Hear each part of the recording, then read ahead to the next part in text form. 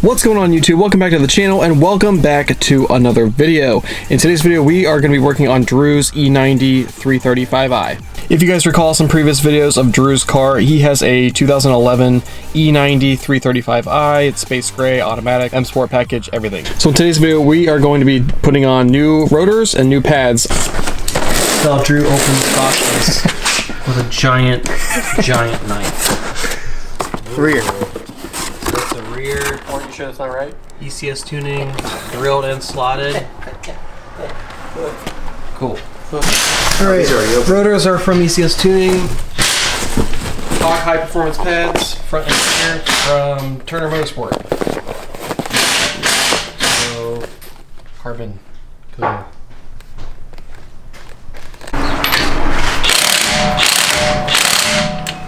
Brake lock before getting it in the air. Step 2, use your knees and remove wheels. Don't throw your back out. Alright, here's the OEM rear. Real dirty, as you can see. And those pads are getting a little low. So we need to remove these. Worse than a while. We need to remove these spacers. These are kind of seized on here, even though there's anti-seize on the back. So for these ECS tuning ones, I've got a 3/8 inch socket. Put it in one of those holes right there. This one here. And then Tim is going to hit it back and forth, left and right, until it breaks free.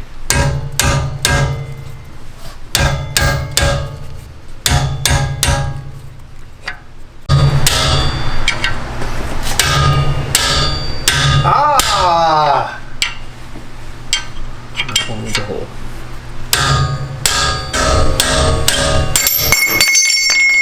Alright, so we've done a couple brake jobs on a couple different BMWs on this channel.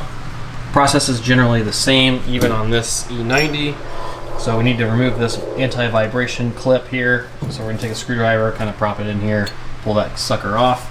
The back side, you'll see this is a brake wear sensor that we need to pop off. So pull this little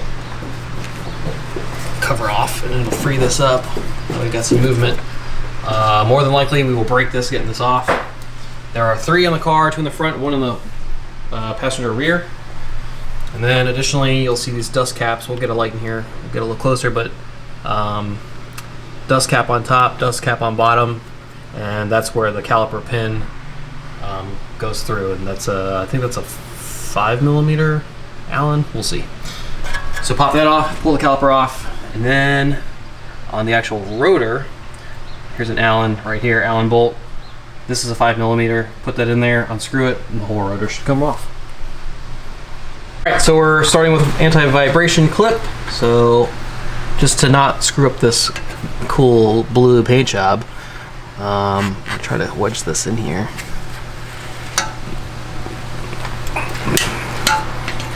Kind of pop these out.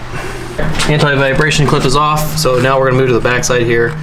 Like I said earlier, there are a couple little dust caps that we need to pull off of here. There's one on top. Kind of wedge a screwdriver in here.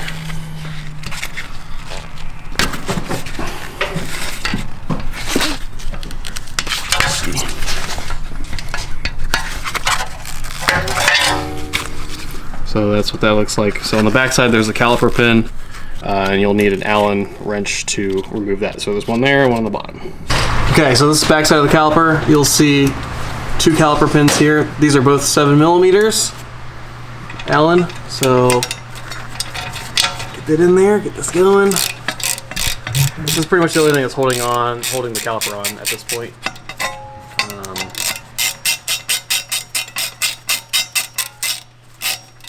Did you make me do this? Alright, so this is what the top one looks like. And I know these are two different sizes, so that's the top. One of them's longer than the other. Okay, I'll get this other one out here. Since we're limited on space. Correction, these are the exact same size, top and bottom. The M3 is a little bit different, one's longer than the other, so that's what those look like. Caliper pins, 7 mil. You got one front extra. All right, so we've got the caliper pins out of here. The only thing that's holding on, or holding the caliper in place really, is this brake wire sensor. And if you follow it, you pretty much have to break this to get it off. So we've got a new one here. I will put a part number in the description below. But if you follow the path of the sensor, it goes all the way around behind the suspension, behind the spring, and it's gonna be, I think, this gray one here, and it goes behind this wheel well, so you need to unplug it from there. So we're gonna go ahead and pull that off. There are, let's see that one. It's still got lots of life left actually on these. You could continue to use these, but we've got new high performance ones, so. That was the front, this is the rear part of the pad. Compression fitted into the caliper piston. And again, you can see that the wear sensor is stuck on there, so pretty much need to break it off to get it off.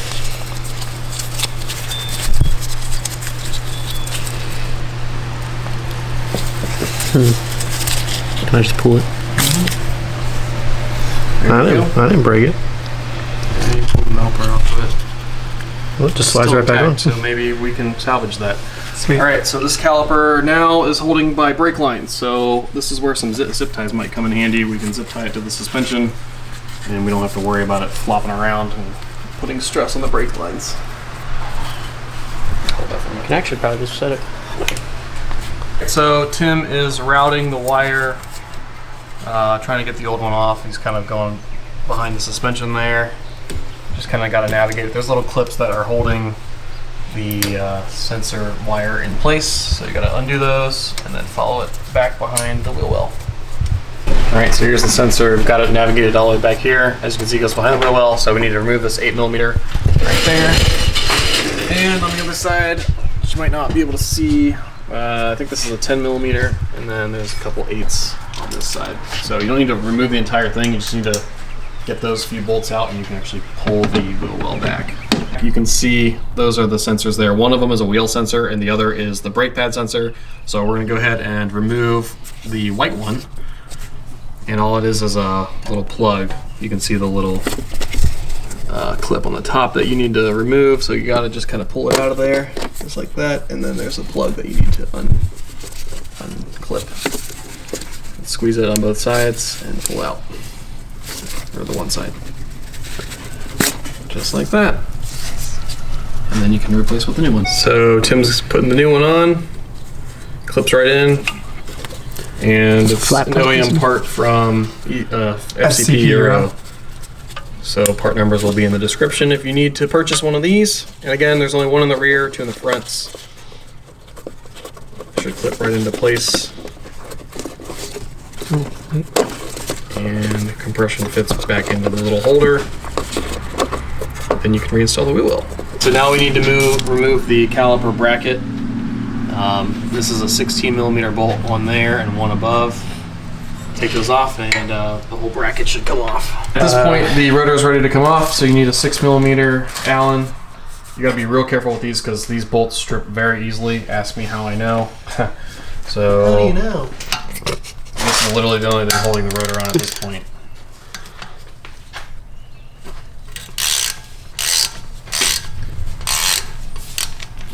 Once so you can do it. So this one has been totally seized on just over time. Thankfully Thor here. Yeah. We hit it with a rubber mount on the backside a couple times on the front and it popped off. So now Tim's gonna pull this guy off. Oh, that was really easy. And that's your part. That's it. Yeah, actually, the OEM rear, the new OEM rear, drilled and slotted, same size diameter.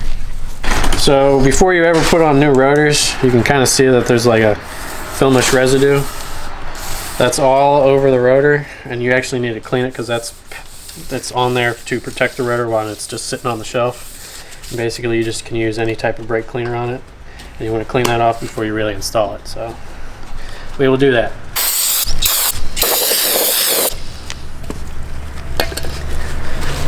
Brake cleaner. See, look at all that residue gone right away. Tim's putting the new rotor on. You just got to be aware of where you're mounting these or lining these holes up, because there's an extra hole here for this rotor screw, and it goes right there. So just got to line it up properly. Don't get your hand stuck. And then push it on all the way, line it up, and then put the existing Allen screw back in, 6mm. Cleaning off the caliper bracket just to kind of make it look a little bit nicer. And then we'll go ahead and reinstall that with the 16mm bolts there. Here's the new Hawk pads, high performance ferrocarbon. This is the rear. All right, so Tim is pushing the caliper piston back in. He's got this fancy little tool. You can go to AutoZone and rent one of these, or buy one from Amazon or something. Yeah. But basically, you need to compress the piston back in to the caliper, and then you can put the new pads back in.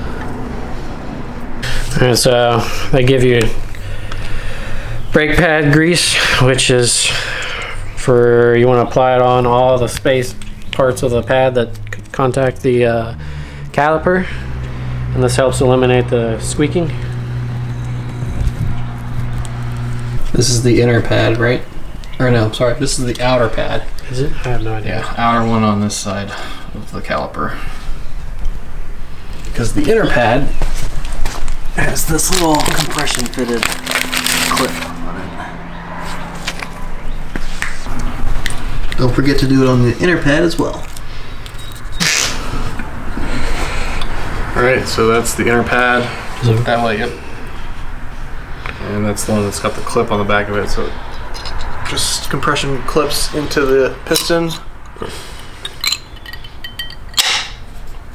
Just like that. And then the front one. Front one just kind of sits in there. And then you can put it back onto the rotor. You have enough space.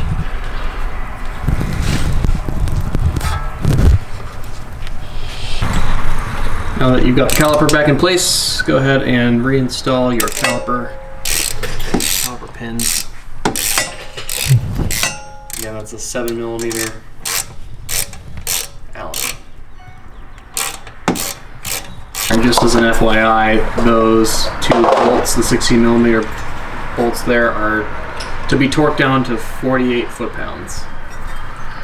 Additionally, the caliper guide pins, those two, should be torqued to 21 foot-pounds. Go ahead and put your plastic caps back on to protect the caliper pin, and then this again is for the sensor, so we can reinstall this as well. At this point, you can go ahead and put your sensor in. Just compression fits in here, and then this holds the wire back out of the way. So Final step is to install the anti-vibration clip. So the hard part is you have to put those little teeth in on the center part while pulling this upper one out and the bottom one out. yeah, that is more tricky, isn't it? Alright, so this is a little bit tricky to get in there, but again, I would start on probably the top side, get this one I mean, see, yeah, this is on really this tight. side, and then kind of push this one in, and then work your way down. But the side is complete. Alright, passenger rear is done. We're going to start working on the driver's side rear. The process is the exact same. There's just no sensor on this one, so that makes it a little bit easier.